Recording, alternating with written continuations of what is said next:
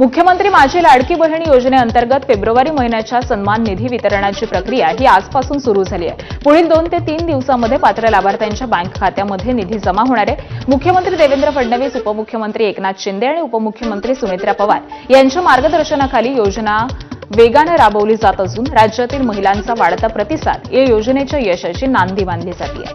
लाडकी बहीण योजनेअंतर्गत अनेक लाभार्थी महिलांच्या खात्यात 2 महिन्यांची रक्कम जमा होण्याची प्रक्रिया सुरू झाली आहे।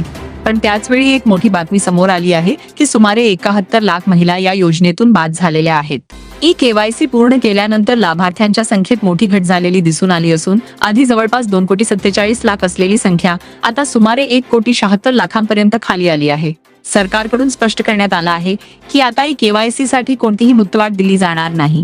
त्यामुळे सर्व महिलांनी तात्काळ आपली ई-केवायसी पूर्ण करावी असं आवाहन करण्यात आलं आहे। राज्य सरकारकडून दर महिन्याला 2,52,00,000हून अधिक महिलांना या योजनेचा लाभ दिला जात आहे आणि यासाठी यंदाच्या वर्षी सुमारे 36,000 कोटी रुपयांची तरतूद करण्यात आली आहे। फेब्रुवारी आणि मार्च महिन्याचा हप्ता एकत्र देण्याची प्रक्रिया नुकतीच सुरू करण्यात आली असून काही महिलांच्या खात्यात फेब्रुवारीचे 1,500 रुपये आधीच जमा झाले आहेत, तर मार्च महिन्याचे पैसे टप्प्याटप्प्याने जमा होत आहेत। मार्च महिन्याचा शेवटचा दिवस अत्यंत महत्त्वाचा मानला जात आहे, कारण जर या दिवशी हप्ता मिळाला नाही तर पुढील काही दिवस पैसे मिळण्यात विलंब होऊ शकतो। त्यामुळे सर्वांनी आपली कागदपत्रे आणि माहिती योग्य असल्याची खात्री करून घ्यावी। अनेक महिलांच्या खात्यात फेब्रुवारी आणि मार्च असे एकत्र 3,000 रुपये जमा होण्याची प्रक्रिया सुरू आहे।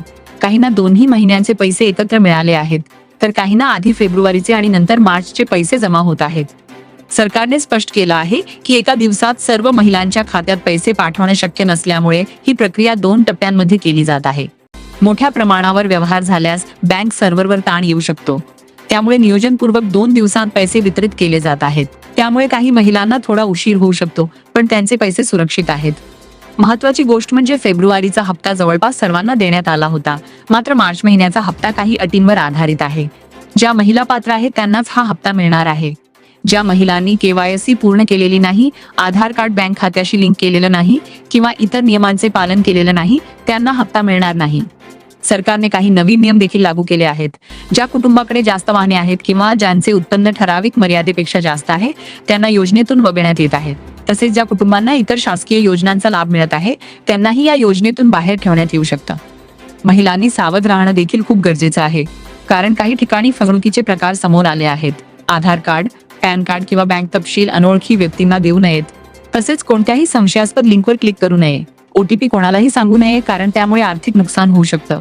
सरकारकडून काही महत्त्वाच्या सूचना देण्यात आल्या आहेत, जसे की केवायसी तपासून घ्या, बँकेत किमान शिल्लक ठेवा, आधार आणि बँक लिंक तपासा, रेशन कार्ड अपडेट ठेवा आणि आवश्यक असल्यास अंगणवाडी सेविकांशी संपर्क साधा। या सर्व गोष्टींची पूर्तता केल्यास तुम्हाला योजनेचा लाभ सुरळीतपणे मिळत राहील।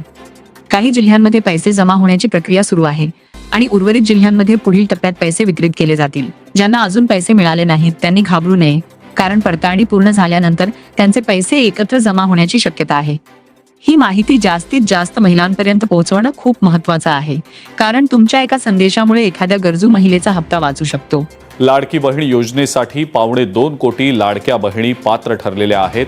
सुमारे 71 लाख लाभार्थी या योजनेतून आता बाद झालेले आहेत। ई-केवायसीच्या नंतर ही संख्या 1,76,00,000 आलेली आहे। योजनेच्या सुरुवातीला 2,47,00,000 लाभार्थी महिला होत्या, मात्र ई-केवायसीच्या प्रक्रियेनंतर अनेक ज्या लाभार्थी महिला आहेत त्या अपात्र ठरलेल्या आहेत, या योजनेतून बाद झालेल्या आहेत। आज ई-केवायसी करण्याचा शेवटचा दिवस आहे आणि आजच्या दिवसानंतर अंतिम आकडेवारी समोर येऊ शकेल।